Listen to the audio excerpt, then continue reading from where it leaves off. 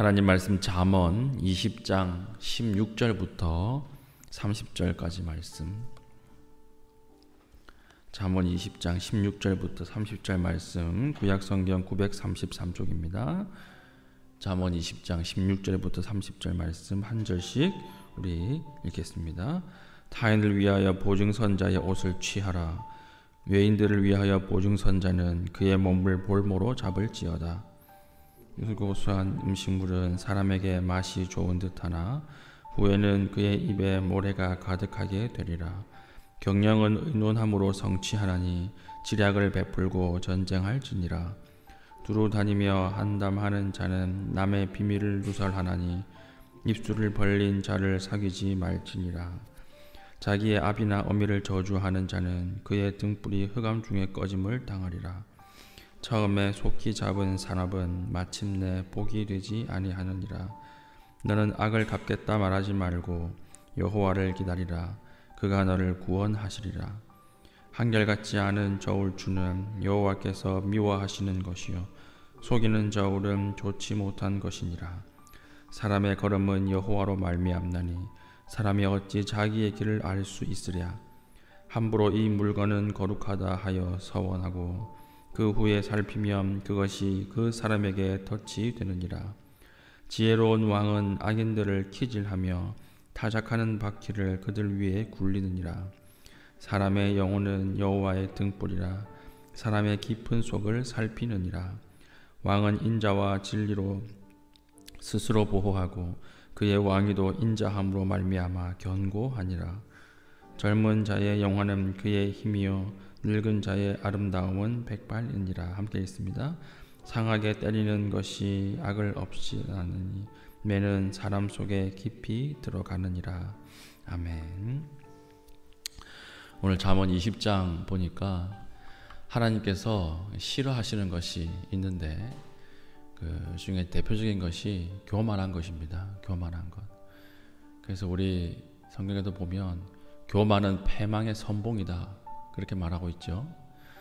이 패망의 선봉이라고 할 때 이 단어가 무슨 뜻이 있냐면 칼, 쌍칼을 들고 싸운다는 거예요.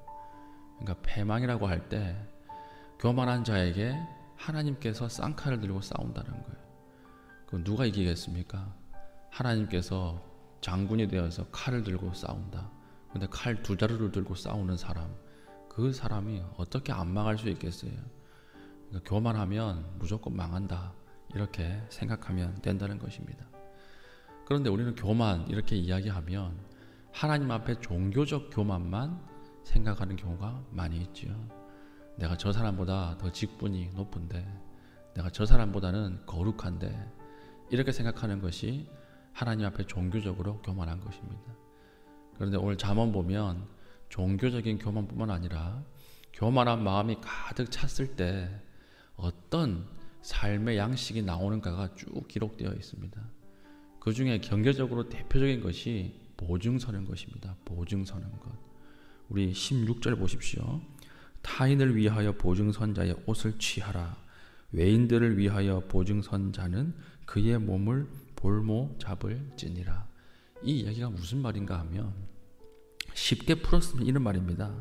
낯선 사람의 보증을 서는 자에게는 그의 옷을 담보로 잡아라. 그리고 외국인에게 보증을 서는 사람은 그의 몸을 담보로 잡아라. 이 얘기 무슨 말일까요? 이거는 담보를 어떻게 잡으라고 하는 그 말을 하나님이 하시는 것일까요?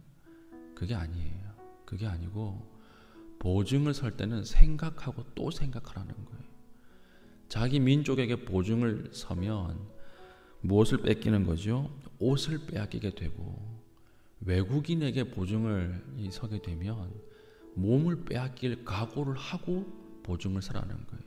그러니까 무슨 말이냐면 보증을 서지 말라는 말입니다.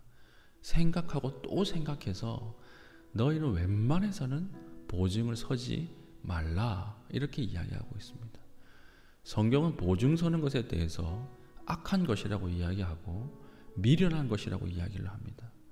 그런데 잠깐 생각해 보십시오. 보증을 서는 것이 악한 것인가요? 내가 그 사람을 도우려고 하는 선의로 보증 서는 거잖아요. 어려움 당한 사람을 내가 말을 잘 해줘서, 내가 맹세해서 그 사람을 어려움에게서 구제하려고 보증을 서 주는 것입니다. 그리고 문제가 생겨도 내가 피해를 입겠다, 그 각오로 보증 서는 것 아닙니까? 그런데 성경은 보증을 서는 것이 악한 것이고, 보증을 서서 손해를 보는 것도 미련한 것이다, 이렇게 이야기합니다. 왜 그럴까요? 보증이라고 하는 것이 교만의 결과라고 성경은 보는 것입니다. 왜 교만의 결과냐? 이 정도는 내가 할 수 있다고 생각하는 거예요. 우리의 미래는 아무도 모르거든요. 우리의 미래를 인도하시는 분은 하나님 한 분밖에 없어요. 그런데 이 사람의 미래, 이 정도까지는 내가 책임질 수 있다고 생각하는 거예요. 이 정도까지는 내가 책임질 수 있어. 이 정도까지는 커버할 수 있어.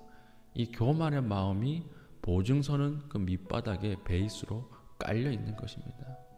우리가 보증을 서주기보다 하나님 앞에 의탁하는 것이 훨씬 지혜로운 행동이라고 하는 것입니다. 그러니까 하나님 그 보증서는 마음의 중심을 보신다는 것입니다. 비슷한 것이 뭐가 있습니까? 맹세와 서원이 비슷해요. 우리 25절 보십시오. 함부로 이 물건은 거룩하다 하여 서원하고 그 후에 살피면 그것이 그 사람에게 덫이 되느니라. 그러니까 신중하게 생각해 보지도 않은 채로 무턱대고 하나님께 바치겠습니다, 이렇게 약속을 해놓고 나중에 후회하는 것도 어리석고 미련한 것이다, 이렇게 이야기하는 것입니다. 자, 맹세와 서원을 왜 하지요? 서원을 왜 하느냐? 오버하는 사람이 서원을 하기 좋아합니다. 서원을 하는 이유가 무엇입니까? 서원을 하는 이유는 내 마음속에 불안감이 있기 때문이에요. 혹시 응답받지 못하면 어떡할까? 확실한 것에는 서원이 필요 없죠. 기도하면 하나님이 주십니다. 그런데 불안감이 있기 때문에 쓸데없이 서원을 하는 것입니다. 아들을 낳아야 되는데 첫째가 딸이고 둘째가 딸이고 셋째도 딸이에요. 넷째를 임신을 했습니다. 근데 불안한 거예요. 예전에 어르신 중에 그런 분들 많이 있죠. 그럼 이 아이를 태어나기도 전에 뭐라고 서원하냐면, 하나님 아들을 주시면 목회자로 만들겠습니다, 이런 서원을 해요. 그래놓고 태어나지도 않은, 성별도 모르는 이 아이 이름을 다윗으로 지어놓은 것입니다, 이미. 그럼 태어나자마자 이 아이는 뭐가 돼야 되는 거예요? 목회를 해야 되는 거예요. 목사가 돼야 되는 거예요. 이게 대표적으로 잘못된 서원이에요. 이 서원이 믿음이 좋은 것처럼 보이지만 하나님 보시기에는 이 서원이 어떤 서원입니까? 미련하고 악한 서원이라고 하는 거예요. 그 마음속에 더 받겠다라고 하는, 반드시 내 욕망을 이루겠다고 하는 전제가 깔려 있기 때문에 그렇습니다. 우리가 서원하고 맹세하는 것을 통해서 더 받는다는 잘못된 접근이 있어요. 서원할 필요 없이 성경에 보면 구하면 주십니다. 구하면 주시고 구하는 대로 하나님 응답하십니다. 우리 요한 1서 5장 14절 보면, 그를 향하여 우리가 가진 바 담대함이 이것이니 그의 뜻대로 무엇을 구하면 들으심이라. 우리가 무엇을 구하는 바를 들으시는 줄 안즉 우리가 그에게 구한 그것을 얻는 줄 또한 아느니라. 서원은 빅딜이 아니라 감사제와 관련이 있습니다. 하나님과 빅딜하는 게 아니에요. 하나님 이 사업만 잘 되면 하나님께 반을 드리겠습니다, 이게 서원의 핵심이 아니라는 것입니다. 이거는 교만한 것이고, 서원은 원래 감사제와 관련이 있는 것입니다. 무슨 말인가 하면, 자, 쌀 100가마니가 나오는 밭이 있습니다. 내가 밭을 가지고 있어요. 그런데 서원을 하는 것입니다. 하나님 앞에. 하나님 앞에 서원을 하는데 어떻게 서원을 하느냐? 하나님, 농사가 잘 되어서 이렇게 풍년이 들면 이 밭에서 나오는 소출의 20%는 하나님 앞에 드리겠습니다, 서원을 하는 거예요. 서원을 하는데 농사가 너무 잘 된 거예요. 그 해 원래 100가마니가 나오는 밭에서, 논에서 쌀이 한 300가마니가 나온 것입니다. 300가마니. 그러면 다른 사람 전부 다 추수를 하면서 기뻐서 흥얼거리면서 추수를 하는데, 한 사람만 유독 표정이 어두워요. 왜 그렇습니까? 누구예요? 선한 사람, 선한 사람. 그 사람만 죽을 상을 하고 이 추수를 하는 것입니다. 왜 그렇죠? 야, 이 300가마에 20가마면 몇 가마야? 근데 그 마음속으로 사탄이 들어오는 거예요.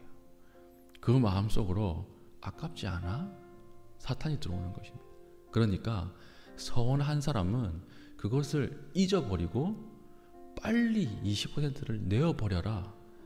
하나님이 우리를 잘 알고 있기 때문에 두 마음을 품지 못하게 하기 위해서 서원이라고 하는 감사의 방법을 주신 것이지 하나님과 빅딜하라고 준 것이 아니라는 것입니다.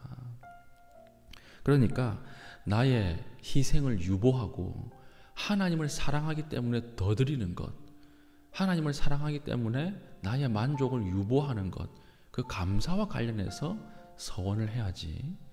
그 외에 나의 욕망을 이루기 위해서 서원하는 것은 철저한 교만이다 라고 하는 거예요. 그래서 오늘 본문 22절 보십시오. 너는 악을 갚겠다 말하지 말고 여호와를 기다리라. 그가 너를 구원하시느니라. 서원하지 말고 기다리는 것이 훨씬 더 깊은 신앙입니다. 우리 함부로 맹세하지 말고 인내하는 것이 하나님의 뜻이에요. 항상 문제가 어디서 생기느냐? 하나님의 뜻보다 내 뜻이 먼저 갈 때 생기고, 하나님보다 내가 먼저 갈 때 생기고, 하나님보다 내가 우선해서 움직일 때 항상 문제가 생기는 거예요. 하나님 앞에 정말 깊은 신앙은 기다리는 것이고 인내하는 것이고 하나님을 바라보는 것입니다. 그것이 겸손한 것이고 그 위에 하나님의 축복이 있어요. 오늘 잠언 우리 20장 읽었던 본문은 교만이 무엇인가? 깊이 있게 생각하지 못하고 함부로 행동하는 것, 그것이 교만이다. 이렇게 이야기하고 있죠. 그러니까 경제생활에 있어서는 보증 서는 것, 기다리지 못하고 깊이 생각하지 못하고 함부로 보증을 서버리는 것, 그것이 교만한 것이다. 그리고 종교적으로는 급하게 맹세하는 것, 급하게 서운하는 것, 그것만큼 교만하고 어리석은 것이 없다. 이렇게 이야기합니다. 오늘 말씀 맺겠습니다. 하나님보다 앞서 나가면 안 되지요. 축구에 보면 옵사이드라고 하는 반칙이 있다 그래요. 전 축구를 잘 몰라가지고 모르는데, 옵사이드가 뭐냐면 상대방 수비수보다 우리 공격수가 먼저 들어가는 거랍니다. 뭔지 모르겠는데 뭐 그런 게 있대요. 항상 상대방 수비수보다 먼저 들어가면 안 된대요. 똑같죠? 우리도 하나님보다 먼저 들어가면 안 돼요. 그 영적 옵사이드예요. 영적 옵사이드에 빠지지 않도록 우리가 어떤 일을 결정하고 어떤 일을 깊이 있게 실행하기 전에 깊이 생각하고 기도하고 하나님 앞에 묻고 겸손한 마음으로 이 모든 것들을 진행해 나갈 수 있는 주의 신실한 백성 되시기를 축원합니다. 아멘.